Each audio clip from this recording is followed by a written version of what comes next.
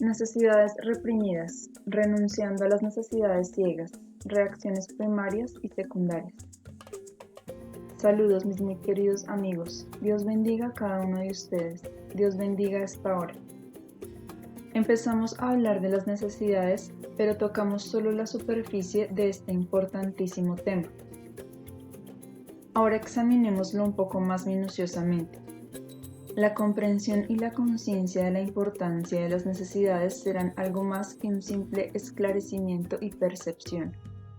Les mostrará que, en conexión con las necesidades reprimidas y junto con su desconocimiento de ellas, encontrarán todas las distorsiones y conflictos no resueltos dentro de su alma y, por lo tanto, en su vida. Así que esta fase de su trabajo nos lleva mucho más allá y con mayor profundidad que las imágenes con sus conclusiones equivocadas. Básicamente hay dos tipos de necesidades, las instintivas y las de la imagen idealizada. Las necesidades instintivas se derivan de los dos instintos básicos de autoconservación y procreación. Estas necesidades pueden ser sanas y normales. Sin embargo, si se les reprime, se convertirán en fuerzas poderosas de destrucción. No necesariamente son destructivas solo las necesidades falsas e imaginarias. Una necesidad que en sí es sana y normal puede ser destructiva cuando su conocimiento de ella se reprime o no existe.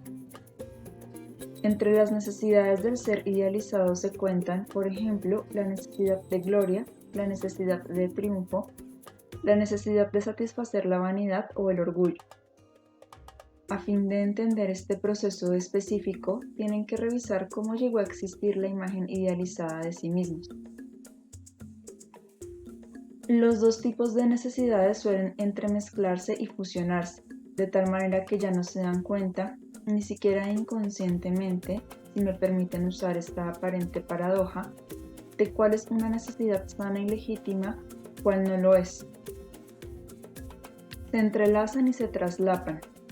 No solo las necesidades sobreimpuestas, malsanas y artificialmente creadas del ser idealizado producen sentimientos de culpa, sino que con frecuencia las necesidades sanas, normales y legítimas de cualquier ser humano sano causan sentimientos de culpa igualmente fuertes.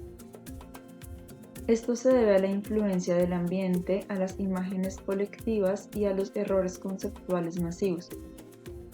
Su ignorancia y la de los educadores y los padres de familia han creado una visión distorsionada que los induce a ustedes a reprimir y a moderar lo que debe ser alentado de una manera constructiva. Esta ignorancia generalizada no reconoce lo que es intrínsecamente humano e incluso necesario. Una vez que se liberen de la resistencia y la represión, sentirán un gran alivio al reconocer que aquello de lo que se sentían más culpables no solo es normal y sano, sino de hecho muy creativo. Debido a estos errores conceptuales, han suprimido deliberadamente estas necesidades. Eso no puede hacerlas desaparecer. En vez de ello, por un proceso de desplazamiento, reaparecen en una forma destructiva. Entonces ustedes inconscientemente tratan de gratificar sus insistentes exigencias de una manera que no puede hacer justicia a sus demandas reales. El impulso de calmar el hambre se encausa erróneamente. Las necesidades reales y legítimas solo pueden satisfacerse con una conciencia plena para que la comprensión pueda combinarse con las fuerzas instintivas. El error conceptual de ustedes acerca de la satisfacción de las necesidades reales produce represión y, en consecuencia, un mecanismo de defensa que es muy destructivo. Algunos de ustedes, amigos míos, han empezado a tener una vislumbre de ello. Pueden preguntar, ¿qué tiene que ver con esto el mecanismo de defensa? La respuesta es que las necesidades reprimidas los llevan a actuar en contra de sus intereses al tratar de gratificarlos. Por lo tanto, sus intentos producen experiencias que sofocan estas necesidades aún más. Como esto duele, producen una defensa contra estas heridas que evita aún más la realización que ansían. Como siguen reprimiendo sus necesidades, todo el proceso tiene que desenrollarse y traerse a la conciencia. Entonces serán capaces de crear un patrón de conducta más adecuado que prometa alcanzar el resultado que desean, es decir, la felicidad y la realización.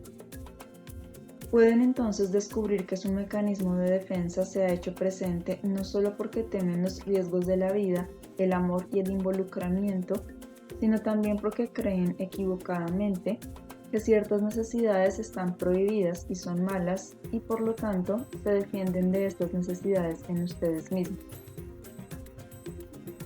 No hablo solo de lo que ya es comúnmente conocido a este respecto, las necesidades sexuales. Va mucho más allá. La humanidad ya ha aprendido a estas alturas que las necesidades sexuales no tienen que ser reprimidas. No son en sí dañinas ni pecaminosas. Pero la humanidad todavía no se da cuenta de que también existen muchas otras necesidades que han sido tratadas de la misma manera represiva que las necesidades sexuales. Estas otras necesidades, que alcanzan una capa más profunda de la conciencia humana, también tienen que salir a la luz, reconocerse y redirigirse adecuadamente, como se ha hecho hasta cierto grado con las necesidades sexuales. Como ya lo dije, si reprimen sus necesidades, el deseo de gratificación será mucho más fuerte. Esto es lógico porque la conciencia de una necesidad y el conocimiento claro de ella les permitirá afrontarla de la manera más apropiada en las circunstancias específicas. Les permitirá tomar una decisión, renunciar a una cosa a fin de obtener con el tiempo lo que es más gratificante para ustedes. La capacidad de renunciar indica madurez. La represión, por otra parte, que crea necesidades ciegas y una persecución también ciega, vuelve imposible ver cuáles son los temas. Por lo tanto, no pueden actuar en su propio beneficio. Cuando puede ser necesario renunciar a fin de recibir una mayor satisfacción, no logran hacerlo porque no ven la situación con claridad. La necesidad urgente los hace aferrarse a lo que pueden obtener, aun cuando esto suele ser muchas veces completamente inadecuado. Su ceguera alienta la codicia infantil de buscar la satisfacción inmediata en forma desmedida. Si esto resulta imposible, la frustración se vuelve insoportable y se encuentran atrapados en su propio círculo vicioso de seguir haciendo lo que va en contra de su propio beneficio. Solo la conciencia de sus necesidades les permitirá tolerar la frustración temporal. Serán capaces de renunciar a la urgente presión de la gratificación inmediata si tienen en mente el conocimiento visionario de que posponer la gratificación sirve a los intereses de sus necesidades sanas, si no en este momento, entonces en un futuro. Toman esta decisión libremente porque tienen la conciencia necesaria. Si no saben cuáles son sus necesidades porque prevalece una culpa inconsciente debido a la creencia de que son malas, entonces estas necesidades se congelan y forman un nudo duro. En tal caso, la presión de obtener una gratificación alcanza un tono tal que se vuelve imposible soportar la frustración. La incapacidad de tolerar la frustración es una de las señales de inmadurez. Esta falta de gratificación, combinada con la frustración, les confirma entonces que no tienen razón de tener la necesidad. La conciencia se esconde aún más y eso los hace perseguir la gratificación compulsivamente. Bajo el autocastigo concomitante, la urgencia se vuelve aún más potente y, por lo tanto, más difícil de manejar. Sin embargo, paradójicamente, la conciencia de los valores reales de uno y de su legitimidad vuelve posible buscar su gratificación. A fin de hacer esto, la frustración a veces se vuelve necesaria y puede tolerarse. La falta de conciencia y la represión, por otra parte, crean tal urgencia que prevalece la condición inmadura e inconsciente en la que no pueden tolerar la frustración. No pueden renunciar ni siquiera a la menor gratificación inmediata y, por ende, sabotean la posibilidad de satisfacer sus necesidades reales. A primera vista, todo esto puede ser muy difícil de entender, pues no pueden establecerse reglas ni reglamentos generales. El proceso solo puede entenderse cuando lo encuentran en su interior y ven cómo se manifiesta específicamente en su caso. A medida que tomen conciencia de las necesidades burdas, de su significado, su validez, su objetivo deseado, pueden proceder a observar lo que han hecho en el pasado para sabotearlas. ¿Cómo lo han hecho? ¿Qué mecanismos de defensa causaron ese sabotaje? Con el tiempo encontrarán un punto focal en lo más profundo de ustedes, donde descubran que están encerrados y esclavizados en lo que se llama, en su terminología humana presente, una situación neurótica. Todas las neurosis se construyen alrededor de un núcleo de necesidades reprimidas y contienen la incapacidad de renunciar a ciertas gratificaciones. Esto causa entonces los síntomas neuróticos de la impotencia, la dependencia, la incapacidad de tomar una decisión y de ver solo dos alternativas igualmente insatisfactorias. Están partidos a la mitad por esta misma condición. Si una parte de ustedes no desaprobara estas necesidades, no considerarían necesario reprimirlas. Tal como son las cosas, una parte de ustedes dice no a ellas, y cuanto más dicen no, más urgentes se vuelven. La otra parte de ustedes batalla contra el no y batalla contra el mundo que no les ofrece una gratificación en forma gratuita. Solo su sincera determinación puede inducirlos a emprender las acciones necesarias que finalmente les traerán una medida suficiente de realización, aunque no en el grado ideal de sus fantasías infantiles. No obstante, la realización verdadera les producirá mucha mayor felicidad, pese a su falta de perfección, que las fantasías infantiles. Este realismo es una consecuencia de la fuerza y la autosuficiencia que han adquirido en el camino y del conocimiento de que su realización depende de ustedes y no de otros. Ese conocimiento será más que compensatorio por la diferencia entre la realidad y la ilusión. Encontrar la situación en la que hasta ahora no han podido renunciar toma tiempo. Este varía con cada individuo. Nuevamente les digo que no pueden ni deben hacerse generalizaciones. Eso solo los engañaría y los llevaría a buscar la solución mediante un proceso intelectual en vez de permitir que sus emociones afloren en la conciencia y gracias a ello encuentren las respuestas dentro de ustedes. Solo volviéndose conscientes de todo esto, verán también que es posible distinguir entre las necesidades naturales y sanas y las necesidades artificialmente creadas de la imagen idealizada sobreimpuesta. Solo a medida que aprendan maduramente a satisfacer las necesidades sanas y naturales, serán capaces de renunciar a las necesidades falsas. Ni siquiera intenten arrancar de raíz estas necesidades falsas, no serviría de nada. Todo lo que pueden y deben hacer es volverse conscientes de ellas mientras aprendan gradualmente a hacer lo que es realista y adecuado para satisfacer las necesidades reales. Esto en sí automáticamente hará que las necesidades falsas desaparezcan. Lentamente su intensidad disminuirá y poco a poco desaparecerán por completo a medida que les llegue una realización verdadera que sea producto de sus propias actividades sanas interiores y por lo tanto también exteriores. Las necesidades falsas, aun si son gratificadas ocasionalmente, los dejan vacíos e insatisfechos. En este núcleo de división, represión y, por lo tanto, de actividades autodestructivas y resultados indeseados, están atrapados y son incapaces de tomar una decisión constructiva. Una situación enconada y torcida prevalece en la psique, que conduce a una multitud de otros conflictos que finalmente se manifiestan en una situación exterior con la que no pueden lidiar. No pueden saber a lo que se enfrentan realmente y tomar una decisión. Están llevados por un impulso. Como sucede interiormente, así también sucede exteriormente cuando solo ven dos alternativas igualmente insatisfactorias y están desgarrados entre ellas. Por una parte, ceden a las necesidades y, al someterse, apaciguar y obedecer, se enojan mucho y se desprecian a sí mismos. Por otra parte, se rebelan contra esta necesidad misma de satisfacer sus carencias. Ninguna de estas dos alternativas traerá un resultado constructivo. No han encontrado el punto de renuncia en ninguna de las dos que les permitiría el final constructivo de satisfacer sus necesidades. Cuando todo este proceso ha llegado a la conciencia superficial, han dado uno de los pasos más importantes en su camino hacia la libertad.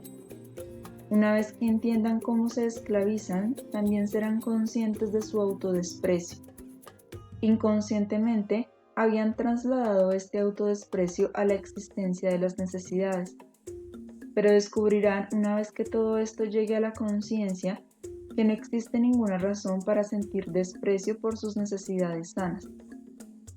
Verán que la razón real del autodesprecio es su negativa interior a renunciar. Y a medida que aprendan a hacerlo, sentirán una fuerza nueva y un respeto por sí mismos que será una gran experiencia para ustedes.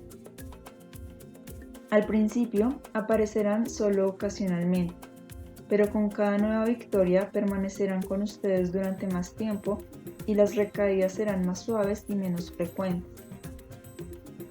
Además, a medida que encuentren el punto sutil de la renuncia, dejarán de ser esclavos de sus necesidades porque ahora son conscientes de ello. Es más, empezarán a buscar la mejor manera de alcanzar la plenitud. La incapacidad de renunciar es el factor más básico de sus sentimientos de inferioridad e insuficiencia. El mecanismo de defensa destructivo, que trata de hacer justicia a dos impulsos mutuamente excluyentes, pro y contra la gratificación de las necesidades, es en gran medida producto de su autodesprecio debido a su incapacidad de renunciar. La capacidad de renunciar les dará fuerza, confianza en sí mismos y un sano autorrespeto que nada más podría darles. Y solo porque esta fuerza se desarrolla dentro de ustedes, pueden renunciar primero a las necesidades falsas, distorsionadas, sobreimpuestas y artificiales. Y luego pueden proceder a hacer lo que es necesario, paso a paso, para obtener la gratificación de sus necesidades reales. Pero primero debe establecerse el autorrespeto. Sin él están encerrados y bloqueados. Cuídense de encontrar una respuesta rápida a lo que es el punto de renuncia. No tomen un deseo específico superficial y lo sacrifiquen con la idea equivocada de que lo han encontrado. Esto podría ser muy engañoso y alentar el autosacrificio falso, el derrotismo y la autodestructividad. Encontrarán este punto solo después de alcanzar una conciencia plena acerca del proceso. Cuando ésta llegue, no tendrán la menor duda. Sobre todo, no habrá un sentimiento de pérdida, de estar renunciando a algo valioso. Tampoco se sentirán especialmente virtuosos. Decidirán renunciar con el conocimiento pleno de lo que están haciendo y por qué. Querrán hacerlo porque entenderán muy bien que esto es para su propio beneficio.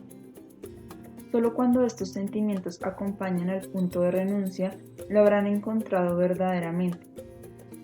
Hasta entonces tienen que seguir arando, explorando sus emociones, trayendo las necesidades reprimidas a la superficie y desenrollando el proceso interno sin dejar de observar las subsecuentes acciones y reacciones exteriores. Cuando se trata de las sutilezas de la psique humana, los malentendidos y las malas interpretaciones tienden más a ocurrir que en los niveles más superficiales de la vida humana. Tengan cuidado del sacrificio falso que muchas veces puede usarse como sustituto de la renuncia real. Esta última jamás es un sacrificio. Es una medida inteligente a la que se llega a través de encarar totalmente una situación real. Si renuncian a algo que no es suyo para empezar, no se sacrifican. Por lo tanto, no caerán en la peligrosa ilusión de renunciar a algo que podría ser suyo y después sentir una falsa autosatisfacción que es lo contrario del autorrespeto real. El punto de renuncia significa simplemente el descubrimiento del lugar donde su fuerza de voluntad no tiene jurisdicción, donde se adaptan a lo que hay, mientras reúnen fuerzas para hacer lo que pueden hacer. Significa renunciar a una ilusión a la que se habían aferrado a causa de sus apremiantes necesidades inconscientes. No se sientan mal si en este momento se sienten completamente perdidos cuando hablo de ese punto de renuncia. La comprensión llegará lenta pero seguramente conforme avancen en este trabajo. Los que no estén trabajando con ayuda de otra persona podrían efectivamente no entender ni remotamente de lo que estoy hablando. Esta situación de las necesidades reprimidas y mal encausadas, con todas las consecuencias que minan su energía, su fuerza y su autorrespeto, influye en su capacidad de relacionarse y reaccionar. Si piensan en ello, verán que es obvio, ya que cuanto más urgentes sean sus necesidades, cuando no son conscientes de ellas, más ciegos necesariamente estarán y menos capaces serán de estar vivos y libres en una situación real. Por lo tanto, no podrán responder a la situación de una manera apropiada. Esta respuesta inadecuada inevitablemente pone en marcha reacciones en cadena negativas. A este respecto, podemos hablar de reacciones primarias y secundarias. Cuanto más sana es la psique, más libre está de la condición neurótica que acabamos de examinar. Porque cuanto menos esclavitud exista, más capaz será uno de tener reacciones primarias. Es decir, reaccionarán original y espontáneamente a otra persona o situación si no están atrapados en sus propias necesidades reprimidas con la consiguiente situación negativa. Si son incapaces de tolerar la frustración, incapaces de renunciar, porque no se atreven a enfrentar una realidad no deseada y lidiar con ella, no pueden ser espontáneos. No se atreven a consultar sus impresiones intuitivas que son tan valiosas. Están atrapados, dependientes, a la espera de pistas y sus respuestas y reacciones serán secundarias, basadas en sus conjeturas de lo que son las reacciones de otros hacia ustedes. Huelga decir que esto impide la verdad, la espontaneidad y la realidad. En una reacción secundaria, enfocan su atención interior, muchas veces inconsciente, únicamente en responder a lo que creen que existe y no a lo que realmente existe. En una reacción primaria, libre de la ilusión de esperar gratificar las necesidades reprimidas, son capaces de ver lo que realmente es. Cuanto más reprimidas y por lo tanto más urgentes sean sus necesidades naturales, más ciegos estarán y más limitada será su perspectiva. Por lo tanto, es más probable que juzguen mal las reacciones de la gente hacia ustedes. Por ejemplo, es probable que den por hecho que alguien los quería lastimar o rechazar cuando en realidad no existía tal intención. La inconsciencia de las necesidades distorsiona la realidad. Todo es exageradamente bueno o malo, favorable o desfavorable. Son incapaces de lidiar adecuadamente con la situación, de evaluar a las personas. Solo son capaces de experimentar respuestas secundarias, condicionadas, que son poco fiables y nunca les darán un sentimiento de seguridad. Solo la capacidad de experimentar respuestas primarias, originales y directas saca a la luz el cuadro intuitivo y confiable basado en terreno sólido. Este se deriva de ustedes mismos, de su propia libertad, de la capacidad de hacer frente a una situación y lidiar con ella, aun si no les gusta. Esto los volverá capaces de renunciar a su ilusión. Las reacciones secundarias se derivan de aferrarse a una ilusión y de no atreverse a ver lo que realmente es. Por ejemplo, si su necesidad de gustarles a otros es tan fuerte que no pueden hacer frente a la posibilidad de no gustarles, entonces son incapaces de observar objetiva y libremente la situación, de descubrir lo que realmente es. No se atreven a permitirse que les guste la otra persona hasta que estén seguros de que le gustan a ella. Si esta persona da señales de que ustedes le gustan, entonces a ustedes les gustará a ella. Esta es una reacción secundaria. El que a ustedes les guste la otra persona puede ser algo verídico, pero también puede estar basado en consideraciones que no tienen nada que ver con la realidad. Si ustedes son lo suficientemente libres para aceptar no gustarle a alguien más, reaccionarán espontáneamente a esa persona, sin que influya en ellos su necesidad. Entonces habrán renunciado en nombre de la verdad a la apremiante necesidad de gustarles a otros. Si están en la verdad, se encontrarán en la situación de hacer lo que sea necesario para satisfacer su necesidad.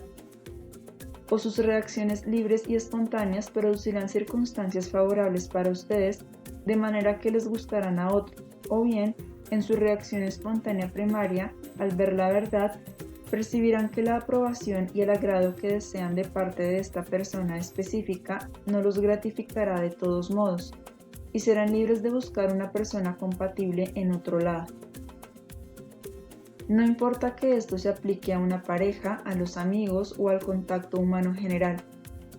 Tal vez con este ejemplo, por simple que sea, tendrán una idea mejor del proceso que estoy describiendo aquí. La capacidad de tener reacciones primarias es de la mayor importancia. La incapacidad de tenerlas viene de la represión de las necesidades, del aferramiento a la ilusión y de la incapacidad consiguiente de renunciar a esta y ver la situación real. Al mismo tiempo, la ausencia de reacciones primarias fortalece su esclavitud. Se vuelven más y más dependientes de otros y, por lo tanto, les tienen miedo. Lo trágico aquí es que su dependencia suele girar en torno a circunstancias completamente ilusorias. Así que batallan contra algo que no existe y se pierden la oportunidad de satisfacer sus necesidades buenas y sanas. Para eso, el requisito necesario es tener la libertad y la fuerza para desarrollar reacciones primarias. Esto tiene que abordarse desde ambos extremos. Al traer más y más a la conciencia sus emociones y necesidades reprimidas, descubrirán su persistente aferramiento a la ilusión y a la esperanza falsa, su renuencia a hacer frente a la realidad o a renunciar a una meta ilusoria deseada. Este proceso los liberará para que desarrollen reacciones primarias. Al observar el hecho de que responden solo condicional y no originalmente, al final se volverán capaces de atreverse a reaccionar incondicional y originalmente, y así producirán reacciones primarias. Esto los ayudará a enfrentarse a la realidad y renunciar a la ilusión, de manera que sean libres para buscar la satisfacción real de sus necesidades. Me doy cuenta, amigos míos, de que esta no es una conferencia fácil. A la mayoría de ustedes les llevará un buen tiempo asimilarla verdaderamente. Cuanto más rápido avancen en su trabajo personal en este pathwork, más pronto sucederá esto.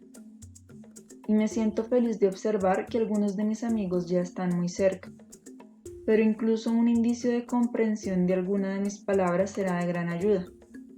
Una vez que encuentren la condición interior que he descrito, con todos sus diversos aspectos, experimentarán más que simplemente otra victoria. Será un gran paso adelante.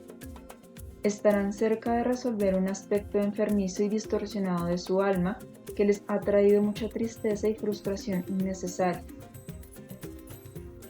¿Tienen preguntas que hacerme? Pregunta. ¿Cómo se determina cuál es una necesidad artificial y cuál es una natural? Respuesta. Supongamos que descubres una necesidad de gratificar tu vanidad. Sabes perfectamente que esta no es una necesidad vital. O supongamos que descubres una necesidad de triunfar sobre otros. Uno puede vivir muy bien sin eso. Sin embargo, no puedes ni debes usar este descubrimiento para moralizarte ni para forzar a la necesidad a que desaparezca. Esto solo conduciría a más represión. Averigua por qué existen estas necesidades. Seguramente descubrirás que no has atendido una necesidad real y sana y la artificial ha tomado su lugar. No debes aceptar el hecho de que ciertas necesidades sean falsas solamente porque yo lo digo. La mejor manera de distinguir lo real de lo falso es considerar que les trae a ti y a otros la satisfacción de la necesidad. La satisfacción de una necesidad falsa trae consigo una gratificación superficial, temporal y efímera, muchas veces a expensas de otra persona o a expensas de una necesidad tuya más urgente. Por otra parte, la satisfacción de una necesidad real produce algo constructivo para todos los involucrados. Tu gratificación también será constructiva para otros y no obstaculizará otros aspectos importantes de tu propia personalidad. Será resultado del crecimiento y producirá más crecimiento, además de felicidad y realización. Descubrirás que si la conciencia de una necesidad en sí sana se ha reprimido, seguramente se han adherido a ella algunos factores malsanos. Esto causa entonces que la necesidad sana se vuelva incontrolable y tan intensa que resulte imposible hacer frente a la realidad, lidiar con la frustración, renunciar a una ilusión conectada a ella. Al examinar todos estos factores dentro de ti, no puedes sino volverte muy consciente de qué necesidades son constructivas y sanas y cuáles no. Pregunta: ¿y qué me dice de una necesidad fuerte de armonía? Respuesta: en sí, la armonía es una necesidad sana, pero si se vuelve tan fuerte que en nombre de ella renuncias a tu necesidad igualmente sana y legítima de autoafirmación, independencia, éxito, felicidad y realización, todos los cuales requieren cierta cantidad de espíritu combativo sano, entonces algo está mal que es muy dañino para ti. Te aferras a la necesidad de armonía, violando así otra parte esencial de tu ser, lo que resulta en represión, descontento, angustia, una sensación de fracaso y autodesprecio. Esto suele proyectarse a otros. Mientras la necesidad de armonía no interfiere en otras necesidades y seas capaz de renunciar ocasionalmente a ella a fin de gratificar otras necesidades, todo está bien. Solo tú puedes ser el juez de esto. En tu futura autobúsqueda, sin duda, determinarás esto y luego partirás de allí. Pregunta: cuando toca uno estas raíces profundas, cuando es capaz de reconocer lo que causa esta completa distorsión en la psique y cómo se manifiesta en muchas áreas, y entonces esta área se sale de control, uno se enferma y lucha para sobrevivir a esto. ¿Cómo se combaten las reacciones severas cuando uno realmente identifica estas distorsiones? Respuesta: cuando hay una reacción tan fuerte, una experiencia tan negativa, algo en ti sigue luchando para no renunciar a ella. Esto debe de significar que una parte de ti sigue creyendo que su existencia te brinda una ventaja o una protección. En vez de alejarla por la fuerza, mejor averigua en qué sentido crees que existe una ventaja para ti en conservar la condición distorsionada y de qué manera crees en alguna parte de tu ser que su ausencia representará algún tipo de desventaja. Tu batalla, tu reacción severa, se debe en parte a tratar de desaparecerla por la fuerza sin entender la creencia irracional de ventaja versus desventaja. Mientras te falte esta comprensión, tendrás que experimentar una angustia extrema, porque la situación distorsionada tiene una función en tu creencia errónea e inconsciente. Emprende la búsqueda y tu batalla cesará. Como ignoras esto, eres temporalmente incapaz de cambiar. Esto te vuelve aún más impaciente contigo mismo. Quieres darle prisa al asunto con el fin de liberarte, pero no puedes todavía hacerlo sin experimentar una gran incomodidad.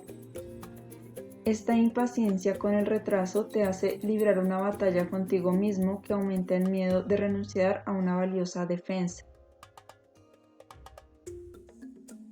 En un grado muy alto, la impaciencia es causada por el error conceptual inconsciente de que tienes que ser perfecto a fin de experimentar la felicidad y la realización. Pero esto no es cierto, como ya empiezan a descubrirlo algunos de mis amigos. Debido a este error conceptual, se ponen frenéticos cuando han descubierto una distorsión y no pueden dejarla ir porque aún falta una dosis mayor de comprensión. En este estado frenético es aún más difícil descubrir la desventaja imaginada que te hace aferrarte a la situación en cuestión. Pregunta: cuando uno empieza a entender esta profunda frustración, esta exacerbada agresividad que tiene y que es causada por la neurosis, se enferma antes de darse cuenta en un nivel consciente. Uno se escapa para no enfrentar esa cosa que siente que destruye toda su estructura. Una vez que sí la reconoce, desaparece en cierto grado, pero entonces algo aún más profundo surge y se escapa uno otra vez a esta misma enfermedad. Este es mi problema. ¿Cómo se rompe este patrón de escaparse a la enfermedad? Respuesta. Dijiste que algo aún más profundo surge. En este caso, es la respuesta de por qué batallas para no renunciar a la solución enfermiza y errónea, se trate de una enfermedad o de cualquier otra cosa que ofrezca un escape. Como dije antes, la ventaja imaginada de la solución falsa sube a la superficie, pero la personalidad tiene miedo de hacerle frente. Así, el mismo proceso de vencer la resistencia tiene que vivirse otra vez. En este proceso suele parecer que uno encuentra los mismos elementos una y otra vez. Este es el movimiento en espiral de la evolución y el desarrollo. A medida que sigas adelante, te darás cuenta de tu mecanismo de escape y resistencia en el momento en que se manifiesta, mientras que antes lo encontrabas solo en retrospectiva. Esta sincronización es la única indicación de un progreso verdadero. Las manifestaciones negativas no desaparecen como por arte de magia después de haberlas descubierto una vez. Reaparecerán muchas veces a medida que las observes en acción, con intervalos más y más cortos entre ocurrencia y descubrimiento, hasta que los dos se sincronicen y finalmente desaparezcan.